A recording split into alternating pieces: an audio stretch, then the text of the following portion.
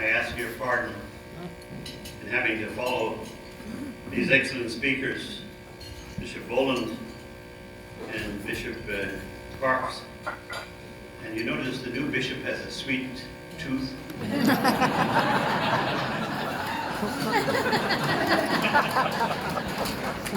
He didn't care what was on that table as long as there was some sweet things on the table.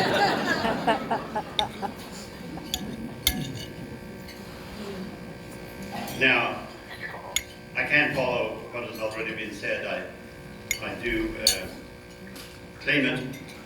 I have a little responsorial song for you to join me in singing each time that I do different things. And it's very simple, you can join it. We love you, Dan, oh yes we do. Love you, Dan. We love you, Dan, oh yes we do. Well, first of all, I want to bring greetings and congratulations to my friend, Father Dan. And greetings from, I've talked to a number of people over the last couple of weeks, and also in Savannah, and they all send greetings. And one special greeting came yesterday from Father Michael O'Keefe, and he wanted me especially to mention that. 50 years is indeed a long time. And as the bishop said this morning, how many souls you have touched in confessions, communions, anointing with the sick. We're very happy for you. We're very proud of you in that good sense of being proud. And we're grateful to you. We're so glad, as Bishop Boland said, that you did not succumb. You know, he had two brushes with death in the last couple of years. He had double pneumonia a couple of years ago, and we had just about given him up. I think Bishop Boland and myself, we went to Valdosta to see him, but we nearly thought we were going for a funeral. We weren't going to come. But he got out of that. And then, of course, he had this brush which was very, very serious. So Dano, and I'm going to refer to him as Dano now because that's how we refer to him. Dano has 9 lives. You've used up 2, so there's 7 more to go. Oh Lord, there'll be a lot of prayers. We love you, Dano. Oh yes, we do. I, of course, met Dan. We were in the seminary, but we were separated by a number of years. And my first real time with Dano was, he was assigned as an associate to me at St. Mary's on the Hill in Augusta. And St. Mary's had about 2,000 families, about 5,000 people. And there were only 2 of us, 2 priests at that particular time. A very busy parish. I must say that it was the best 2.5 years, I think we were there together. 2.5 years of my life working with Dan. He just wasn't an associate. He was a fellow priest. He was a brother. And it made my part lighter, but the fact that he was very much in tune with what we were doing and supportive. And for that, I will be eternally grateful. When he was leaving after 2.5 years, he was treated to a game of golf at the National, which is where the Masters is played. It's the one golf course, I suppose, in the world that people seek out and want to play there. So it was in January, that's when he was leaving, and it was a cold morning and night. We even thought there might be a little snow, but I think Dano probably slept maybe 20 minutes that night in anticipation of the great game. And we rose early in the morning, had breakfast, went out to the course and met the guy who was treating us to this. And he took us in, and it was a little chilly. He treated us to a couple of Jamesons. You're going to play golf and you have 2 or 3 many Jamesons. And then we had lunch, and then we had a B&P after it, which is, you know, another shot.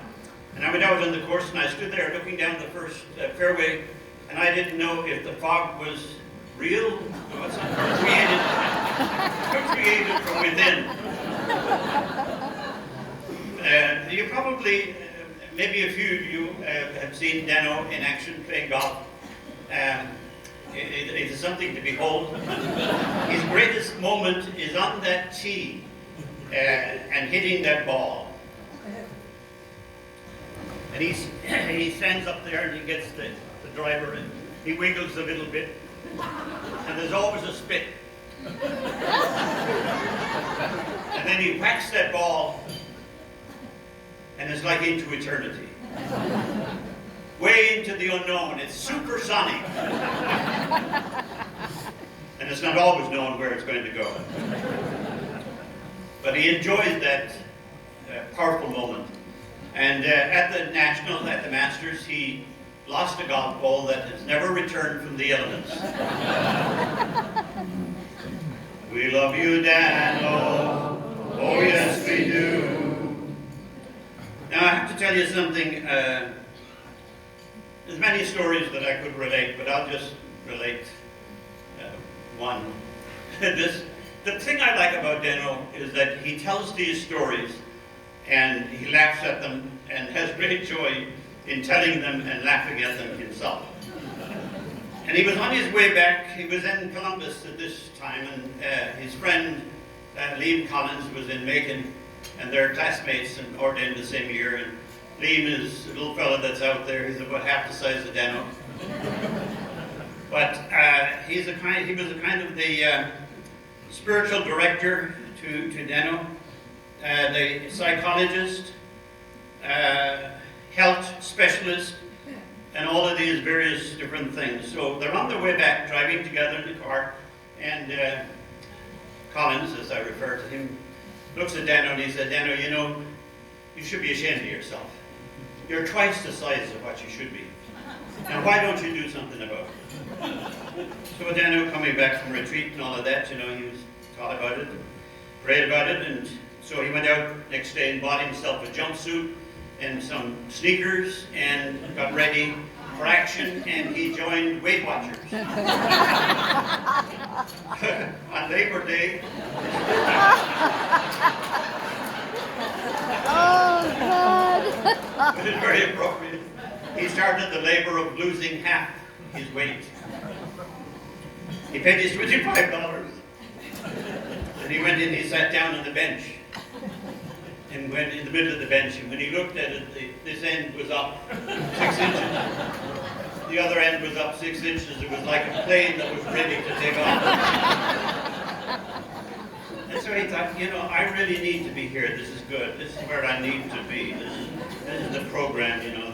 And then the lady got up and she was giving instructions. She said, now, you know, you have to work at this. One of the things you need to do is, instead of putting the cups and plates down on the lower shelves of your closet, put them up at the top so you stand on your toes and get them.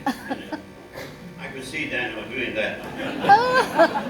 But anyway, then they started presentations, and the first lady got up and she said that, oh, it was wonderful, she had lost 3 pounds, and everybody went, woo!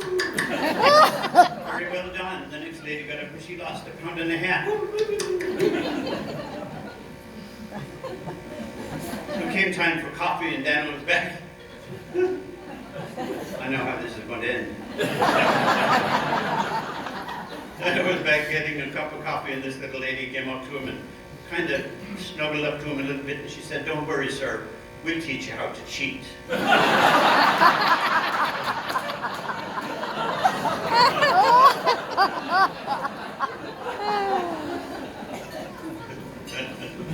I don't know what happened to the jumpsuit and the sandals, but he went out that afternoon and had a steak and a half with fish of golden and 2 potatoes.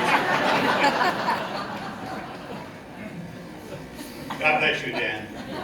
It's been fun to work with you. It's been fun being a friend with you. And when we played golf with our true friends, who God love them, are today in heaven, Father Jerry McCarthy, known to some of you here. Jerry served here in Columbus, and Monsignor Kaleli from Simon's Island. Both have died within the last 6 months, and they were our partners. And the opposite team, we played against them. So We won many of the games, but they have won the big prize. God bless them and eternal rest grant to them today. To Dan, and this is a special day, and now you're entering into retirement. God love you, God bless you. May you have many more years, and I know you will, and he's made some plans for his retirement, and may you enjoy each and every day of it. Thank you. Thank you.